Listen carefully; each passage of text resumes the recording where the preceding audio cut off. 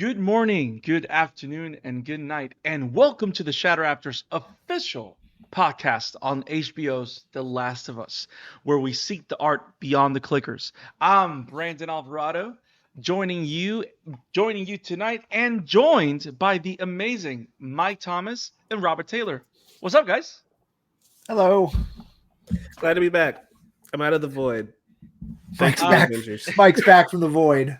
He was being held back by stalkers. Like literally in the darkness, all you can see is eyes. Which, by the way, what a great sequence on a pretty excellent episode.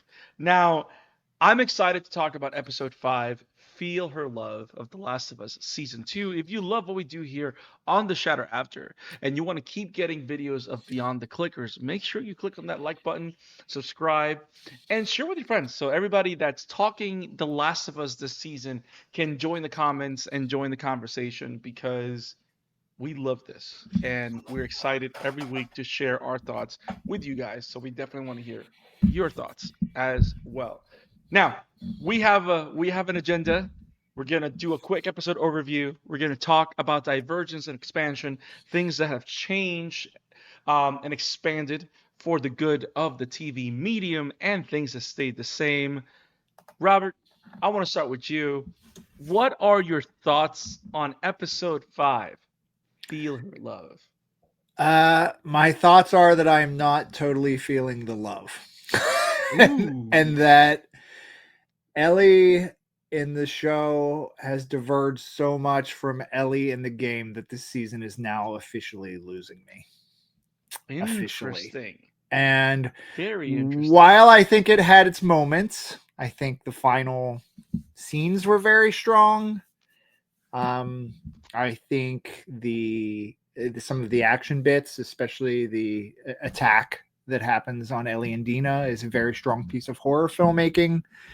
We are so far off track from the game from a character's perspective and sort of emotionally where everybody's at that I am starting to actively find myself I'm starting to find myself resigned to the fact that we are not going to get a great adaptation of The Last of Us Part 2. That we may get a good one, that we may get one that's interesting, but as far as like comparing the first season to the first video game, where it was essentially a flawless adaptation, we are not getting that this time. To be fair, it was a much more difficult challenge this time. Part 2. And Look, this story hasn't been written. It's going to be written across multiple seasons. But I'm concerned and I'm worried, and I think there was a lot last night that we can talk about that didn't fully work. Interesting. Mike, are you joining the Robert team? You know, I founded this team like 3 weeks ago to be here. But this episode, I think I enjoyed it more than Robert did, funny enough. I will say though, I love how every week it's like, yeah, the and I'm like right down the middle. this episode, it kind of just it encapsulates everything that we've been saying thus far, right? Like the first half of the episode, Ellie feels like a completely different person than the person we see at the end of the episode. And that was my concern of they wanted Ellie to get to the point with Nora, and we'll get to all that in order. Don't worry, I'm not gonna like jump too far ahead. But when we get to that final moment with Ellie, that's the Ellie I think we should have seen in episode 2 episodes, 3 episodes ago.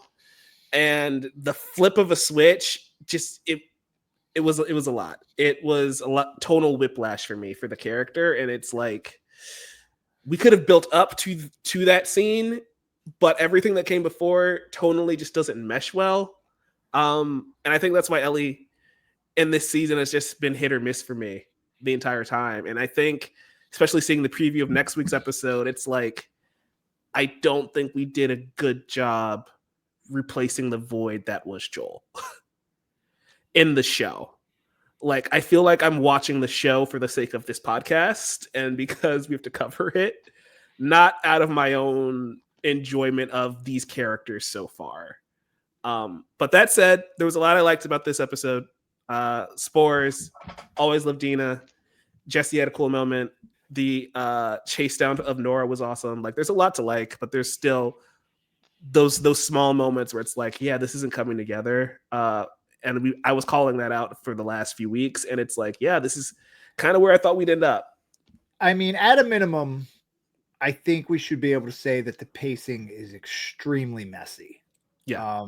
It's as it plays out in the video game. And I know, I'm going to go down this road of, well, I have these criticisms because I'm comparing it to the video game and it's two separate things, but it's my favorite video game ever. Like, what else can I do except compare it to the video game? And by changing up motivations, by pivoting Ellie's disposition at certain points, by bringing Dina forward in the narrative, it's just really screwing with the momentum and the pacing of the story that I love.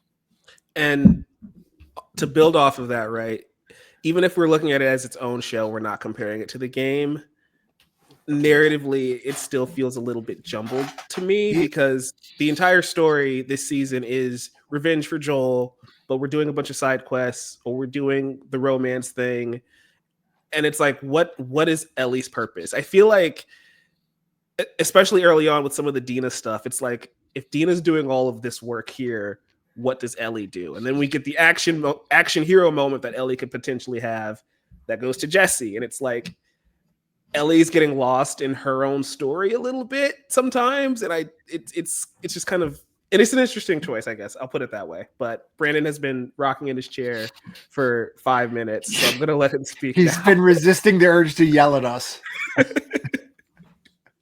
So it's funny you say that, because this was the hardest episode to watch for me.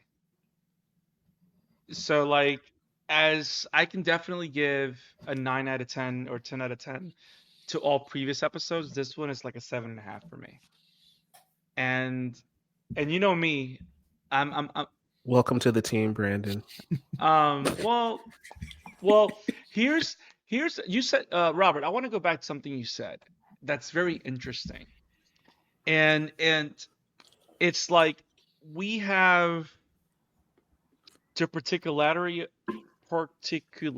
of perspective that we have no choice but to view the story in a multi-season division, like per section, right? Like, even if we wanted to, we're seeing everything from afar coming together as a big action piece, right? Not just what's happening with this particular character, but what's going to happen with other characters. Like, we're seeing the whole thing, right? And we question how all of that it comes together. Whether it works long term or not, I wonder if our experience might be different seeing the entirety of the adaptation in a row, as opposed to watching it separate like we're watching it.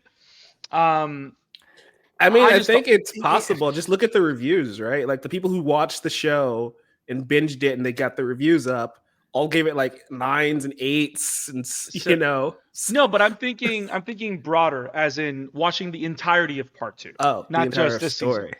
Yeah. Right. Which kind of goes to Robert's point of seeing this and then seeing, like, already kind of questioning whether or not we're going to get a complete good adaptation of the entirety of it. Here's my problem. Go ahead, finish your thought first, Brandon. And yeah, and the other thing is that I think us gamers are also struggling with is the fact that when you really think about it, there are no lulls in the game. There are no quiet moments in the game. And this TV show is really taking the time to give us those things story-wise. There was no episode 3 decompression like we had. There was no stillness like we enjoyed at the end of the last episode and the beginning of this episode. Like, you don't get that in the game. You get little things here and there throughout the action that you're enjoying, but there's a lot of character work that occurs here that the writing is taking a hold of, as opposed to the game that actual set pieces take a hold of it. Does that make sense?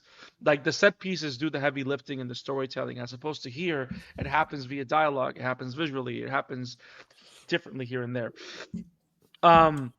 I watched this episode. I want to watch it again, but I feel kind of what you guys feel. Like it's out of the explosions that we see at the end of episode 4, it's kind of a slow burn to till we get back into the action in the middle of this episode. And from a gamer's perspective, I hate the fact that Ellie almost died in this episode again, because I would have kicked those stalkers out. Like you know what I mean? Like I have that feeling, and to me that kind of disconnects me from the Ellie that I know. Well, they're also making Ellie more inept than she is in the games. I mean, they're straight up doing that now. I mean, To a degree. To a there's degree, yes. there's the jokes in this episode about how Ellie doesn't understand math and the triangulation and stuff, and that's fine. But then on top of that, like, Dina's warning her about how she has to be smart when they, enter a survival scenario and not just be shooting and stuff. And it's like, why are we telling Ellie this? Ellie should be the biggest badass on the planet at this point. And they're making her feel not as relentless and not as ruthless and not as capable as Ellie should be. And even if she's not the biggest badass, she should at least be as competent as Dina and Jesse. That's where it's like, Jesse showing up the way that he did is kind of like, I don't. Maybe we should just have Ellie win that level, and then Jesse comes in after. I'm also, Brandon's talking about looking at the larger story, and here's the thing: without spoiling anything, I think we can roughly break The Last of Us Part 2, the video game, into prologue, which ends with Joel's death, Act 1, Act 2, Act 3. I think if I say that, you guys would know roughly what I'm talking about. Act 2 being the broader part of the story. Act 2 with a shift in perspective. Right. let's put it that way. Right.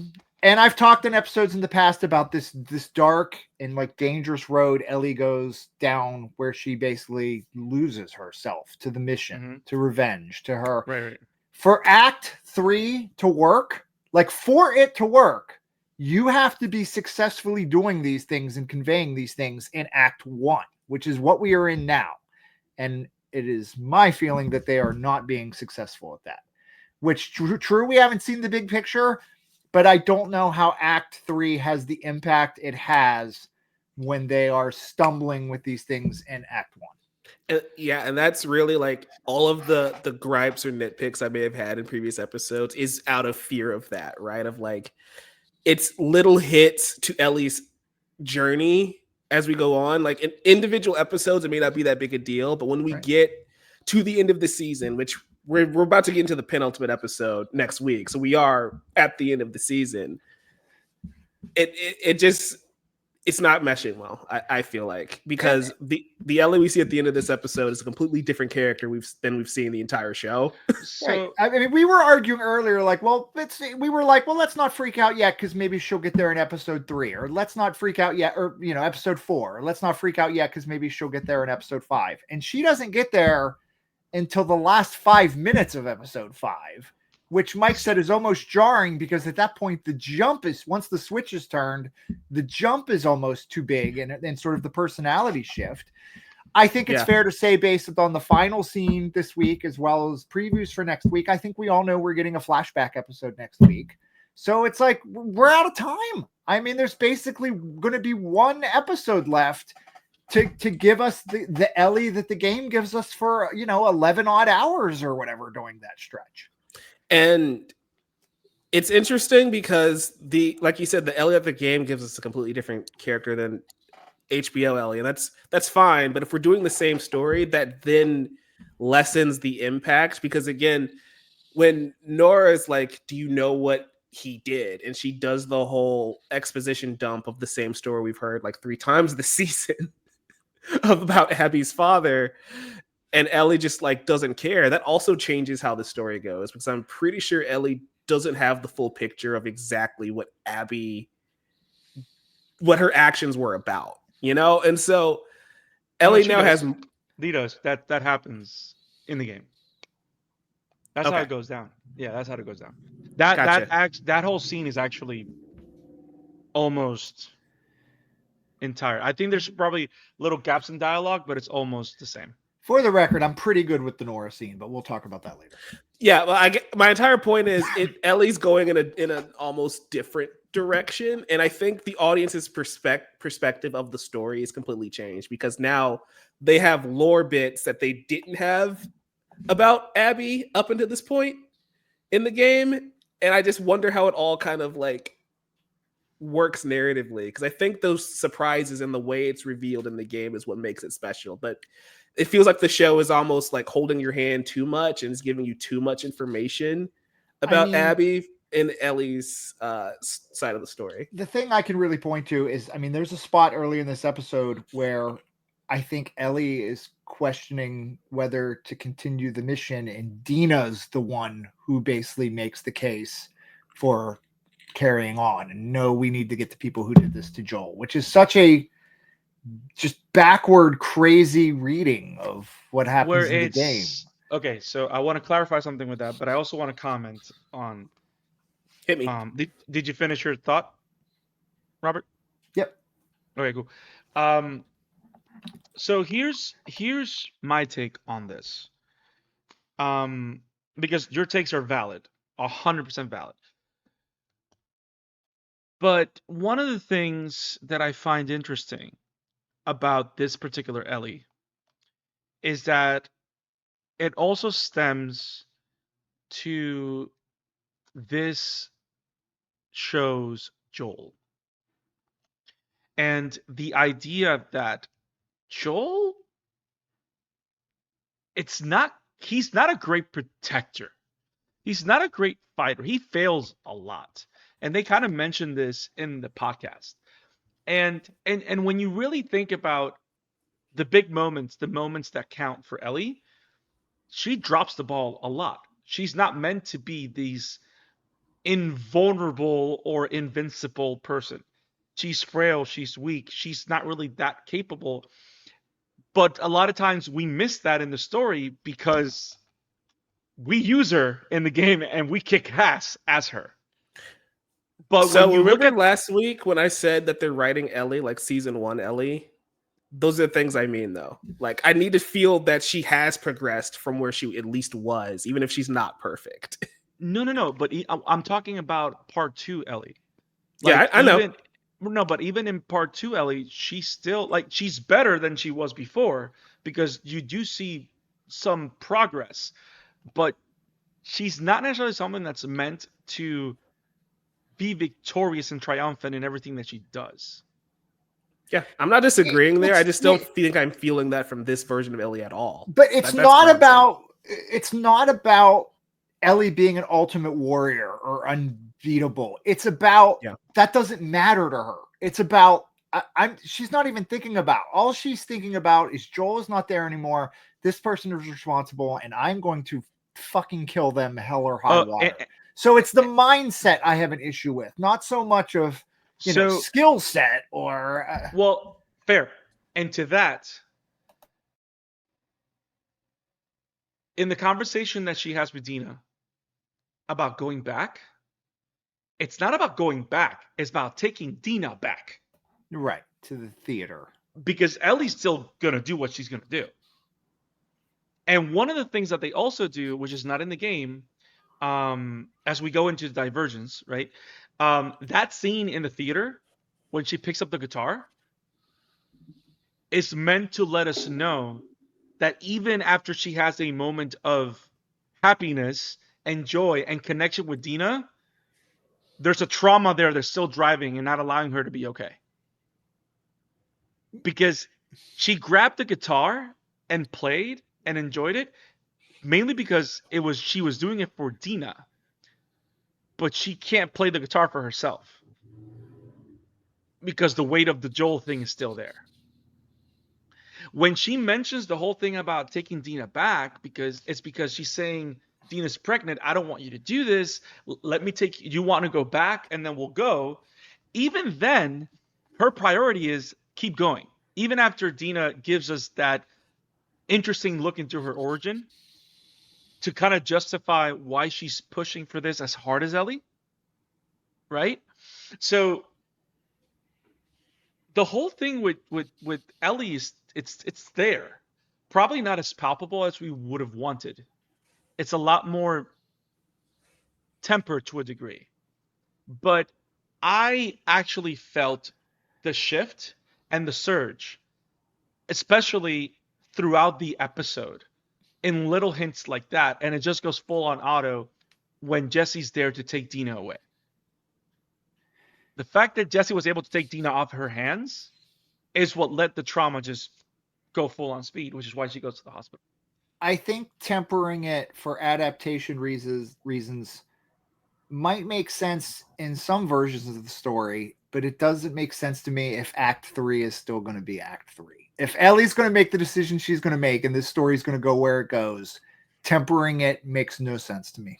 That's really where it comes down to, where in a vacuum it's fine, but like you said, the ending can't be the same. The version of Ellie we're getting, I don't think can end in the same spot where the game does. I bet she does. It probably does. It's just not going to feel as earned.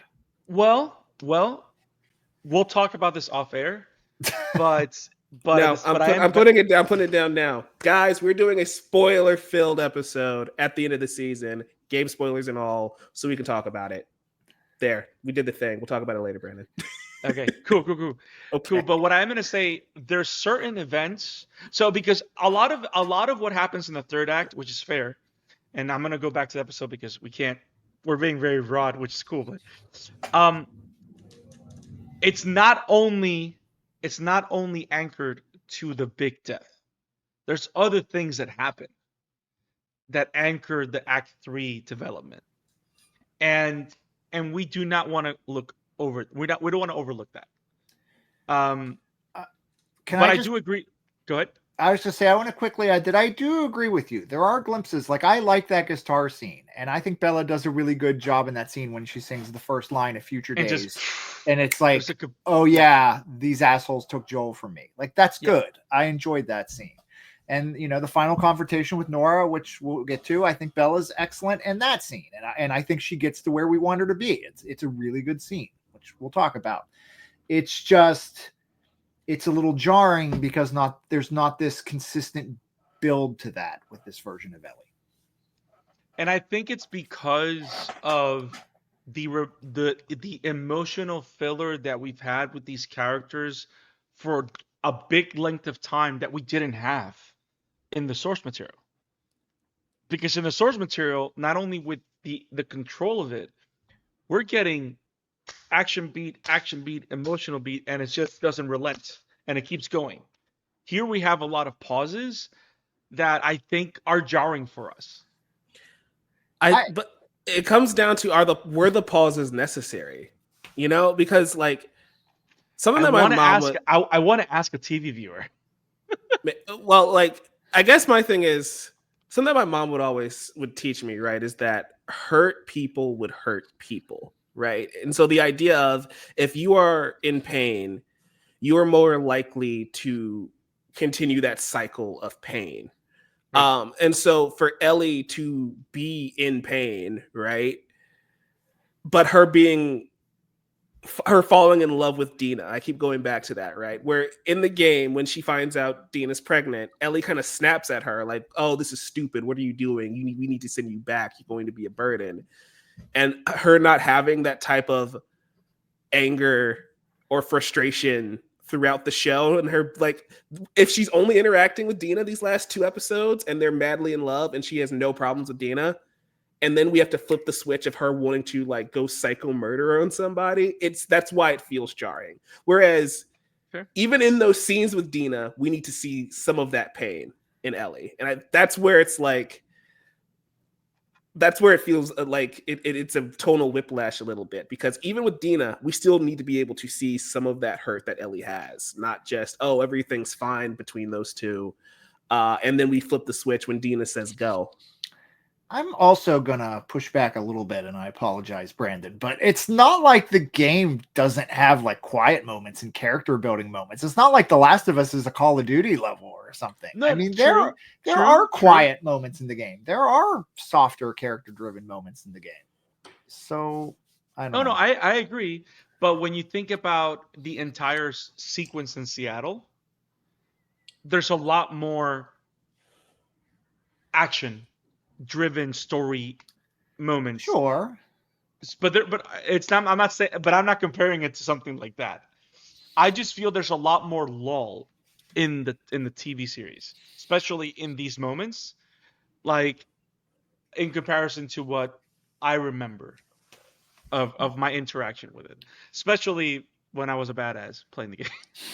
So we are in divergence and expansion because we We just have to spilled. talk. No, what? Thank you for keeping us on track, Mike.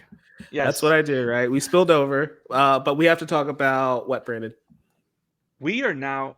Thank you. We're doing the fall of the House of Park. I gotta say, Mr. Craig Mazin is the king of cold opens. Like the cold opens of this show, I think even Chernobyl is great at it. Are just phenomenal. And this particular cold open is terrifying.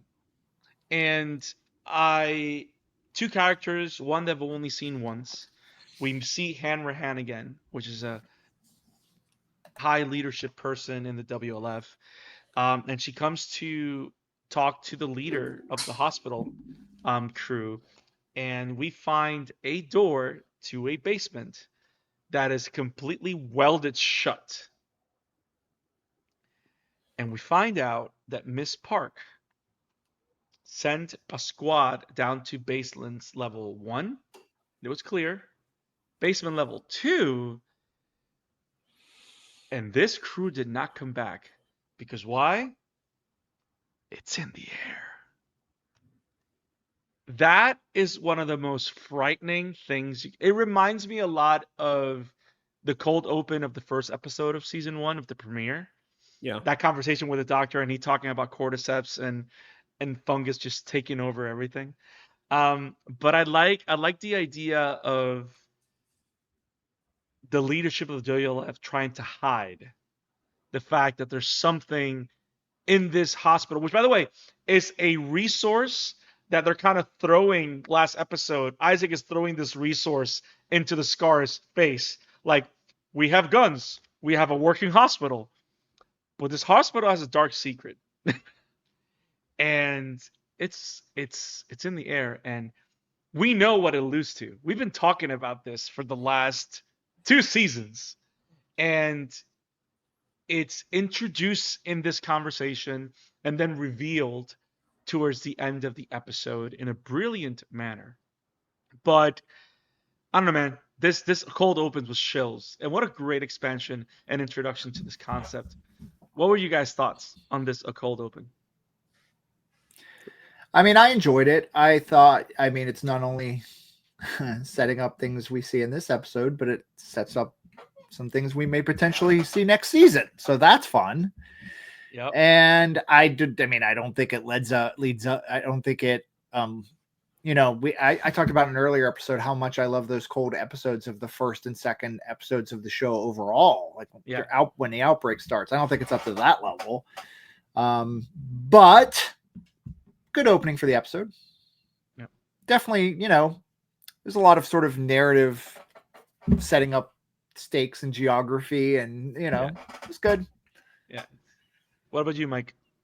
Yeah, I enjoyed it. Of the cold opens, yeah, it's not my favorite, but it sets up the job. Like I like you were saying, it's in the air. It's such a hard bar, especially knowing that they were. I didn't know they were bringing in spores until we saw the preview of this episode last week. Like you guys said it was in the trailer. I don't remember seeing it in the trailer personally, but if I didn't see the preview, that probably would have got me extremely hyped. Knowing it was happening, it's like, oh, cool. I wonder how this is going to work. And then finally seeing the spores, that was crazy. I will say I tend to like the cold opens that are a little more character based. So I think I like the Isaac one. That was an opening, right? Like, that one was probably better. Yes. This one wasn't really character based. It was more just about establishing like stakes that were going to come into play in this episode, and the 3 sub levels of the hospital basement. Yeah, I think that's kind of why I'm like, I enjoyed it, but I'm more neutral on it because it wasn't setting up characters that we were really going to care about or see again. But it did set up the end of the episode very well when we go back to B2, and it's great. The payoff is great. I don't know if you guys had a chance to listen to the HBO podcast. Craig Mazin did it like a couple of times with like wink, wink, smile, smiles. Like, we know there's nothing in B1. We know there's something in B2 and nobody came back. We don't know what's in B3. And then he would laugh. And it was like, and everybody that knows, like, if you know, you know. And it's like, okay, it's you're just playing with our emotions right now in the best way possible. So I'm very excited. Very excited. That was just I thought it was a great I think the geek side of me is what got super excited about this because I like the fact I like how creatively they keep justifying the existence of certain things in a way that works and meshes well without contradicting the rules that they've set up for themselves. Because great world building is not just when you set rules, but when you're able to maintain the rules you've already established and expand the world even further without contradicting those rules. You know what I mean? And I think this does a great job of doing that, especially when you actually get to that area where the spores are, which I think I love the idea that the first time you see that section of the hospital, it looks like when you're stepping into a section in the game because you can see the fungus growing through the wall just from the corner. So it feels like you're turning a corner just like you would do in the game. So it was video gamey and satisfying. So that was a lot of fun. Now, Mike, you should lead this one because Dora uses her map again. Yeah. Resident Dora the Explorer, Dina, has to triangulate the location of where we need to go. And it's just really funny. We did it. We did it. Hooray. But it's just funny that Dina is just resident backpack and map holder, which is just meta. The scene itself again is fine. The chemistry between both Bellas is amazing, as always. It's just really strange to me how we keep not giving Ellie a lot to do, if that makes sense. Like, Dina has a role on this mission, and it feels like it was supposed to be like Dina's the brains, Ellie's the muscle, but then we don't really let Ellie be the muscle, going forward. She gets moments like sacrificing herself last episode, getting bit, and she has moments here where she like takes on the stalkers, but that's one of those things where it's like I kind of wish we defined Ellie's role in this mission a little bit more, but it's okay. The chemistry between these two is just amazing, though, and every scene they're in, they're fantastic. Let me throw a question out there, since we're now moving into the stalker attack or the stalker plant section, right? I think a lot of what this episode shows us is the idea that Ellie works better as a character when she's not surrounded by people, especially when Joel is not around. Based on that observation that you made, that she doesn't have a lot of things to do. It shouldn't be that way, right? Yeah. But it does highlight, interestingly enough, that the more distant she is from the other characters, the more she feels like the Ellie that we want her to be. And I wonder if that's an intentional decision or if it's just coincidence, and I just thought about that and I found that interesting because go ahead. I was just gonna say it's worth like considering when you look at it, like Dina is her tether to her humanity, and once Dina's out of the picture, that's when Ellie falls into the darkness. Like I get that angle for sure. Again, it's just a little messy how we get there, but if that's where they want to go with it, I totally buy it, and it makes perfect sense. There's that's a bit of an adaptation thing too, because you spend a lot of time playing a video game where it's just Ellie, and she's kind of Yes. saying things under her breath or almost Yes. talking to the player, even though she's not really. But Yeah. Right. obviously that can't translate to a TV adaptation, and obviously the best way to translate what she's feeling and what she's going through is by her telling another character that.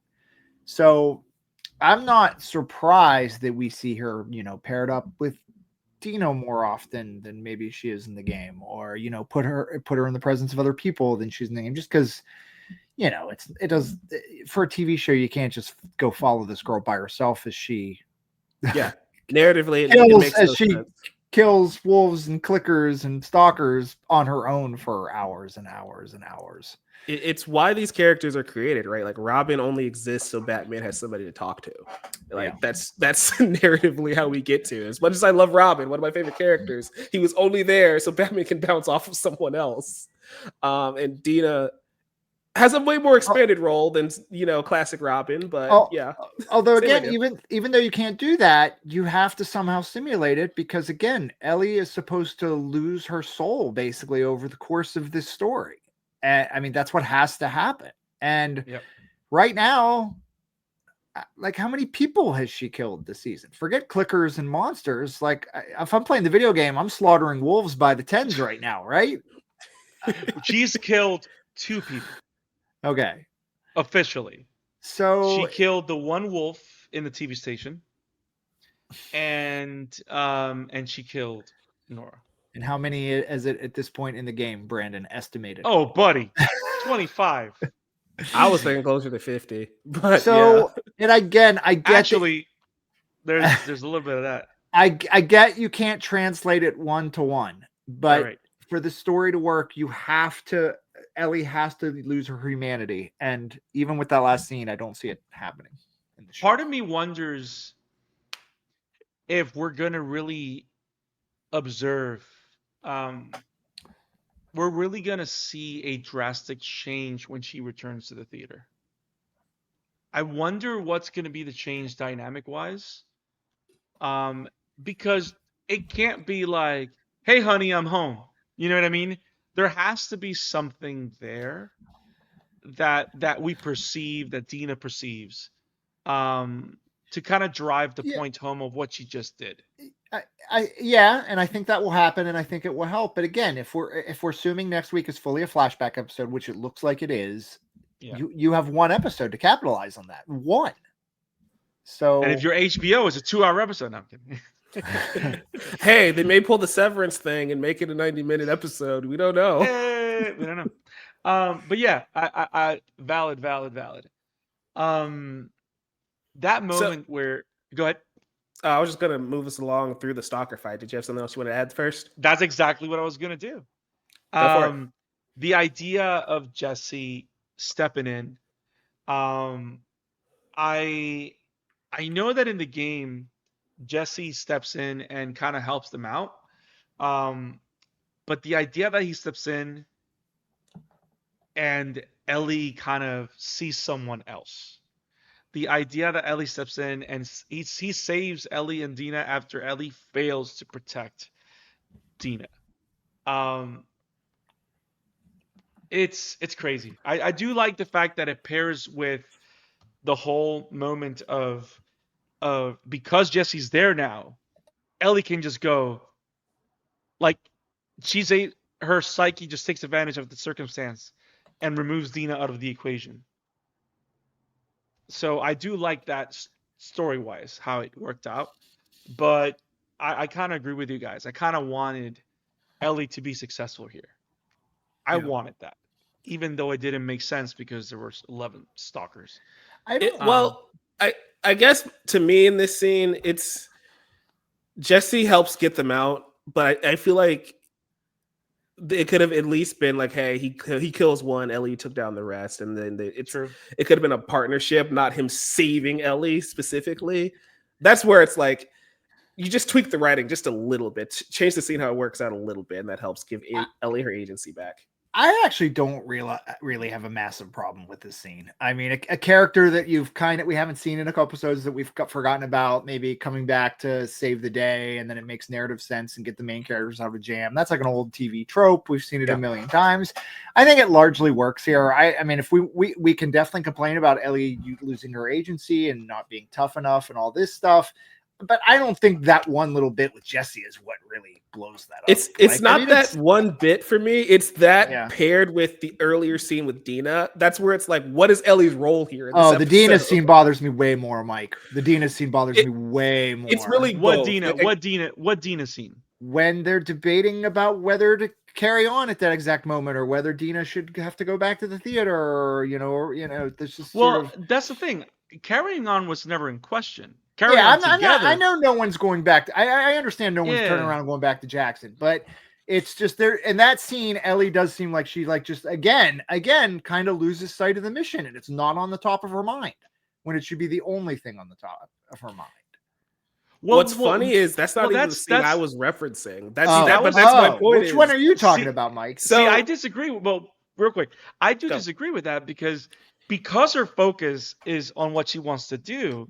She wants to eliminate something from the equation, but she's not going to say, "Hey, Dina, you're a distraction. Go."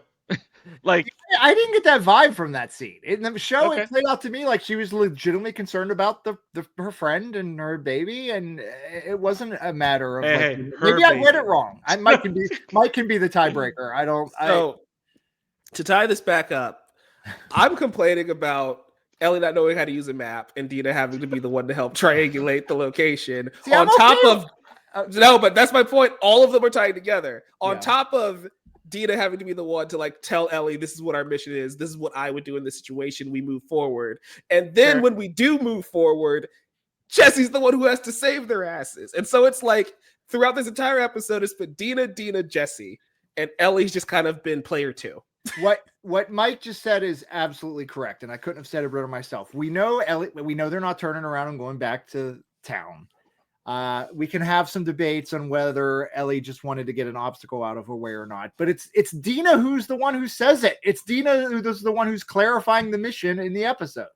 Yeah, and again, open interpretation. You got it. You read the scene differently, Brandon. That's totally fine. But that's how it's been coming across. And so it's like, this is why I say Ellie had nothing to do this episode. And it's kind of weird because we get that switch flip, but it's like it took Dina to convince her to go down the path of revenge for her to like gain that rage that we expected her to have this entire time. And if you know how the game goes, it's really weird that Dina's the one that tells Ellie to go down this path, So we're going to have to see this story diverge a little bit as we keep going. And again, I feel like I'm just repeating myself, but the triangulation stuff didn't bother me because Ellie is more like street smart than book smart. That's fine. But then Dina's also like giving her like battlefield instructions and how to approach an encounter is how it would be in the game. It's like, what? But yeah, that's why I say as a whole they all kind of like compound on top of each other. Individually, none of them are that egregious, but that's what I've been saying every week for every episode. At this point, I'm tired and I'm sorry. But we learn about Tommy finally. After all these weeks questioning we hear about Tommy. Yes. How are you guys feeling about that? We questioned if he was actually going to be in this at this point, but he's here to take him home. I never question it because it's the way it happens, more or less. Although here's a question. I mean, since they're shuffling this stuff around in the game anyway, would it have been better for you guys if Tommy would have showed up and saved the day instead of Jesse? It would have been the same to me. That's what I expected. It was just like, oh, it's Jesse.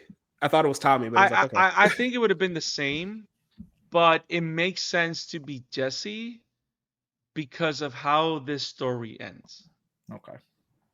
Because of how the chapter ends. Sure. Because if you think about, I don't think we see Tommy before the season's over. We're know he's there with him. Yeah, but we probably. But I don't think we see him. Which that would be a divergence from the game, correct? to a degree, because remember, Tommy plays a bigger role somewhere else. Yeah. Okay. Prior to the final area. I love how everybody that probably is watching the TV show is hearing us talk about vague ideas and things. Listen, man, if they have been keeping up with the show and have not played the games, good job. One, we're doing our best to help you guys, but also there's still so much more we're trying not to spoil for you. So we're doing our best here. Yes. I will say Jesse showing up is fine. I just think it adds to the love triangle weirdness of them all having a kid, and I just think that's funny. Yes. I do love the fact that that all three of them take that walk in the park. And the W left going, oh no, we don't go there. And our characters go in there. And that ritual, seeing the ritual of the Seraphites, that is some horrific stuff. Remember an episode ago, we thought the Seraphites were just like this peaceful cult that's like, about that. Oh, this is what they're doing. Okay. Yikes. Not big on Seraphites. I'm going to proudly declare myself anti-Seraphite right now. Yeah, in terms of just the practices or how they're being used on the show. No, just the practices. I would hope so, guys. Yeah, we don't agree with the practices of the Seraphites. You will not feel or their ideology or how they go about their business. I am gonna say I'm a little disappointed at the show. This is where, see, part of me is forgiving as a gamer, but in an adaptation where they have given us so many iconic scenes to mirror the game, the fact that they didn't give us a shot of Ellie hiding behind the tree and all the Seraphites in the background is disappointing.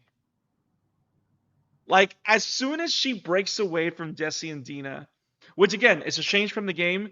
In the game, Ellie gets an arrow or she gets hit. In this one, Dina does, which I think it's a great story way of eliminating her from the battlefield.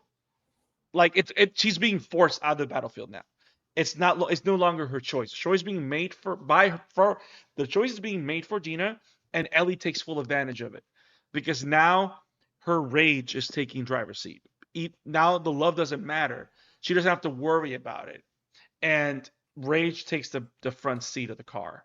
But I kind of wanted to see that shot that we know from the poster of Ellie just hiding behind the tree, and you see the Seraphites in the distance. And like, I thought they were gonna do it. Like, I felt they're gonna do the thing. And Julie, she did not do the thing. I will say though, I will give them credit because there's when Ellie is sneaking into the hospital. There's like the area outside the hospital where the dog and stuff. And it's like, that's the game, bro. I played that level. I know exactly where she's at. Yes. So yeah. And that's the thing. Like, moments like that, it's like the whole sequence in the hospital feels like it's 100% the game. Like, you don't feel any distance or variation to a degree. There's where when she's chasing Nora like down the hallways, that's literally the game. Like, yes, 100%, 110%. Even the whole spores thing, which again, to me, that is the most brilliant piece of storytelling that they've done to a degree this season so far, in my understanding. In terms of lore and world building, this is this season's peak. Because not only do they reintroduce the spores for us gamers, they introduce it for the first time for TV viewers, but they not only do it as a natural evolution of the infection, they evolve the way spores occur, because in the game, it literally just pours out of the fungus that's completely encompassed an area. Now, the fungus takes over infected, and it makes the infected into these spore spouting engines that are just sprouting spores, tortured in a stage of eternal spore production. And I love the fact that is something new, but it is something old. But there needed to be spores for the scene, because if you don't have spores, you don't have those key moments between Nora and Ellie where Nora goes, "You're her. You're the immune girl." And that info drop in that conversation. So I think that was brilliant. I think it's some of the best that we've seen of The Last of Us so far. Um, I can't give the episode a 9 out of 10 because I didn't like how muddled it felt in the beginning, in the middle part of the episode. But it's like the beginning and towards the end of the middle and the end, it's perfect. But there's a little bit of pacing issues and stuff like that in the middle. But this scene If was we ignore phenomenal. 20 minutes, it's a perfect episode. Stop it. But yeah, I think this section was phenomenal. So can I talk about Nora now? Are we officially up to Nora? Do the thing, bro. Do the thing. So I did like the Nora scene. It's a little, we do finally get Ellie where she needs to be. It's a little jarring again because it's not this like bullet train headed for that scene. It's more of a jarring where we get to it. The part where I don't know if I have the dialogue exact. I think I do. When Nora says, "You killed us," and Ellie just looks at her dead-eyed and goes, "Did I?" Or I think that's what she says. Is that what she says? She's, "Did I?" It's something like that. It's like Bella's best delivery of that episode. Like in that episode, it's stone cold, and it's like a little snarky, but in a psychotic way. Like, "Did I? You're about to die. I'm not."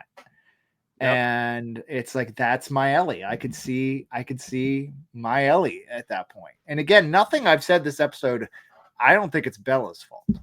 Oh, you know. It's just how they've split up these episodes and what they've kept and what they've jettisoned and what they've added with Dina and how they've sort of adjusted this character in ways I don't like. But I do think she crushes it in the Nora scene, and I'm a big fan of the Nora scene. And yeah. Yep. But again, so it gets us to the point, but there's only one episode. You know, we think flashback episode and then the final episode. So we got where we needed to be, but potentially one episode left in the current time frame. Yeah. What'd you think, Mike? Did you like the spores?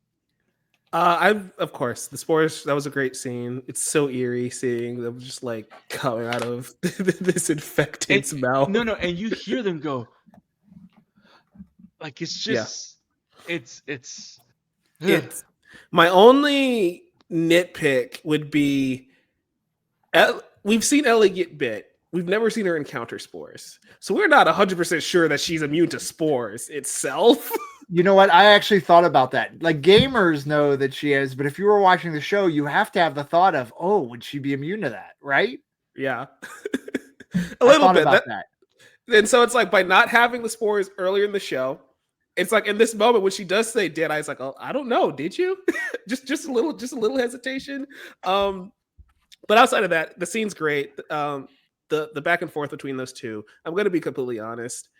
This is the episode that felt like The Last of Us Part 2 to me. Everything else felt like the HBO show or them doing their own thing. Like, that was The Last of Us 2. This whole episode, or just those final scenes? That final moment. That final scene. Yeah. So if we were to pick, it's funny you say that, because if we were to pick things, it is the New Year's Eve party in episode 1, the death of Joel Miller, a little bit of episode 4, and this scene are like screen to screen part 2. Joel's death for me though is still a little, because like we gave Abby the monologue, and it's like that's a big change for me. Abby telling us what's going on is a huge change for me. But everything else, yeah, totally agree. No, it's not a matter of just what they're straight up adapting. Like episode 3, which was the episode I wasn't here on the podcast for, that's like completely off game. But Ellie's pretty much on mission that episode. She's like, what the fuck are we doing? Let's get a posse together and let's go get these people. so much that she's fighting for it at the town meeting. Like, even though that episode is largely new stuff for the show, that was the Ellie of the game in that episode. So I like that episode. It's been in the episodes, it's the, episode 4 and now 5, for most of 5 anyway, where we've backtracked off of that to some degree. I will say I do think, let me look up who directed this episode. Stephen Williams. Craig Mazin wrote it. Stephen Williams directed it. Some really good horror directing in this episode. Everything. The stalkers. I was gonna say everything in the basement, the spores, it looked like beautiful in that awful, horrific way, with the sort of side profile of the bright red. The bright red and the spores. So that looked great. And then the stalkers, creepy as shit, the way they were like perched on the crates, just almost still, but their heads moving and clicking, and then their eyes like sort of lit up a little bit, and like Ellie turns and you see 2 more. Creepy as shit. Really strong horror filmmaking, and I still continue to have no problems with like basically the action beats of this show and how they're putting those together. I love also how they build the tension in the scene. Like, they enter the plant area, right? They enter the section, and as soon as they go into that big warehouse room, the first thing you see is them coming in, and then the camera pans out, and you see a leg on the floor, ripped in pieces. Just a leg. And you see it before everyone else. And then you go back to them, and then they're looking, and then they look to the side, and they see their body in half. Like, it's just like building the tension little by little. Not only building the tension, but we also did set up that leg being there doesn't even necessarily mean it's the infected. It could be the Seraphite for all we know at this point. So it's like you don't know what's around that corner until you get there, and then you see the eyes, and it's like, oh crap. I like the idea that in everywhere they go, these ladies are in over their heads.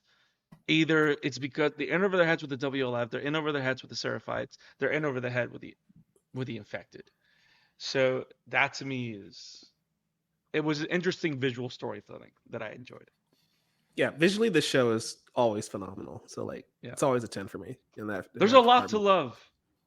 There's a lot to love. I mean, there is to cap. Like, I actually think Mike was a little harsh at the beginning when he said, "Oh, he was just watching." Damn it, Mike! When Mike said, "Oh, he's just watching because we're covering it and we have to do this podcast." I'm not at that point. Like, do you know why I'm harsh like that though? I don't like The Last of Us 2 like you guys. That's the big thing here. Fair enough. Keep that in mind. Even if this was a perfect adaptation, that's fair. I'm not because fun. The only reason Mike's here is for that we don't geek out too much. That's the reason. Listen, this is still a good TV show. I would still be. I still want to be in front of my TV at 9 p.m. every Sunday night watching, which I won't be next week, and we can talk about that in a second because that's a fun story, which I think Mike knows already. But we're still buying the Blu-ray. This is a good television show. It's just not the adaptation I wanted of what is probably my favorite video game of all time. Yeah, you want it to be great. Season 1 was the perfect adaptation of that first game. So it's something that's like good but disappointing. So to quote Pedro Pascal, it's good, but it could be better. I got a Wonder Woman 2 reference in this episode, guys. Wrap it up. Let's go home. Every episode so far this week I've been watching Sunday at 9:00 because that's what you do. And by a bizarre twist of fate, next Sunday night I will be seeing Pearl Jam live in Pittsburgh, probably hearing Future Days live on stage at the time it's potentially playing a part in an episode of Hopefully they're able to sing the whole song because Ellie did it. Yes, I have a sneaking suspicion we're going to hear more of that song next week, and I have a sneaking suspicion I will also be hearing the song live at the same time people are seeing it on TV. So it's just so weird that I will be at a Pearl Jam concert at the same time that we might be getting some more Pearl Jam action on our TV sets. We'll see. Nice, crazy nice timing there. Yeah. I think we've done the thing, guys. A very heated discussion, but in the best way possible. I really do hope that next week's episode is it's flashback, but I hope that we still move our present story along. I think that might happen. My guess, I don't know, but my guess is how the very end of this week's episode, we see Joel. We get that little lead in the next week. I feel like whatever we see next week will probably lead into that final episode. So I think that'll happen. So I'm glad you say that, because one of the things that I found interesting about the ending of the episode, which to me, the jarring thing wasn't Ellie's shift. I knew it was coming, and I liked it because I felt it from the theater. So I knew that it was going to build and then explode into what we saw in the preview with that encounter with Nora. So I knew that was going to happen. So I enjoyed, and I was able to enjoy that trajectory. But to me, it was jarring that as soon as she's 100% committed to the torture of this woman, you get that flashback. This happy moment with Joel. And I find it interesting that they're kind of telling us that every time she enacts her punishment, she connects back with Joel. And that is a horrifying idea for a person to live and have. You know what I mean? Like, she used to be able to connect with Joel through music. She can't do that anymore. So every time she enacts her punishment to those that did Joel harm, that's how she connects with the memory of Joel. And I wonder if that's the angle, because that is just twisted and interesting and heartbreaking. Which are words that accurately describe the Last of Us Part 2 video game. Yeah. Twisted and horrifying and heartbreaking. So I kind of want to see how, if there's going to be a juxtaposition, right, of her having those flashbacks and enacting more punishment. Because technically, in the game, Nora is only the first one. So let's see how it plays out. Somehow Joel Miller has returned. Somehow. I had so many people confused because they weren't aware that was like a flashback. They're like, wait, was all this a dream? It's like, no, this is not that type of show. This was not all a dream. Those people are not good media consumers. Pay attention. Oh, there was somebody on TikTok the other day. Pay attention. There was someone on TikTok the other day that was like, I don't like how Abby was flirting with Joel. And I'm like, that's what you took away from that scene? That's not what's happening. And I'm like, I question, like, he was giving all these nitpicks. He's like, I question that you didn't watch the show right, man. I'm sorry. Like, when she says, like, it's, you know what? You are handsome. That's the line. That's the line that gets you. So any final thoughts, guys, before we wrap up? My final thought on this episode, it's fine, good, not great. There's moments I liked. I'm really concerned about next week's episode. I already said it doesn't feel like we filled that void of losing Pedro Pascal in this cast. And getting another Joel episode might just reiterate that feeling a little bit. So it'll be interesting how that leads into the season finale. Robert? I just hope the last two episodes are amazing and can sort of bring me back up after the, mild to moderate disappointments. We'll go with moderate disappointments of the last two. I'm really hoping we go out on a high as we head into the end of the season, because it's almost here. And we did get Ellie to a place where she needs to be at the end of this episode. So we shall see. I hate everything. No, I'm kidding. Had a blast with this episode. Would have liked certain things more.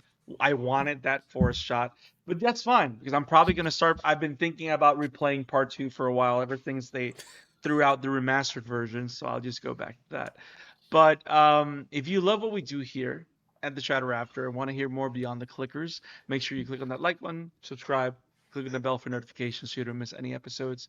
We record every Monday, and hopefully we'll continue to release Tuesdays after the show airs on a Sunday. We got 2 more episodes this season. We are definitely going to cover the next 2 episodes, but also at the end of this season, we're going to have a 9th episode because we had a pre-show.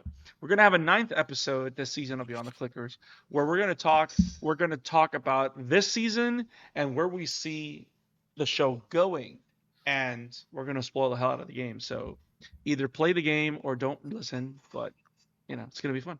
There's going to be lots of talk about aquariums and a lot of water and forests and Amish people. All kinds of fun things. Yes, and just so you know, we still don't know what's in B3. Just saying. If you want to find me, you can find me at monkeydeepraffy.bluesky.social. Robert, where can people find you and all your antics? Robert B. Taylor at Blue Sky. That's where I'm mostly hanging out these days. It's on the screen though, or you can come read a bunch of my scribblings at rbtrights.com. Mike Thomas, where can people find you? Yeah, you guys can find me at Novice Cinephile on YouTube, TikTok, Instagram, and Threads. It's the Novice Cinephile. And here on the chatter after, we are talking Mission Impossible. Robert's going to be joining Nate, Cliff, and I. Ranking all of the MI movies. I have watched the first 2. I have thoughts because everybody kept telling me 2 was the worst one. I got thoughts. Oh, I agree. Oh, he said, "I don't know if I agree." We're gonna get into it. Savagery. It's gonna be a hot debate. So if you guys want to check that out, if you guys think I have Last of Us opinions, just wait a week. You're going on Mission Impossible. Mission Impossible is going to be great. And of course, on Insider Chatter, Nate and I are always talking news. We've got a Superman trailer to break down, and Disney's apparently dropping some stuff this week. So that's going to be fun. And back here, talking more Telu. I guess I'll just rain on the parade again next week. We'll see. Thank you for joining us, guys. Stay safe, and remember, endure and survive. See you later, guys. Peace.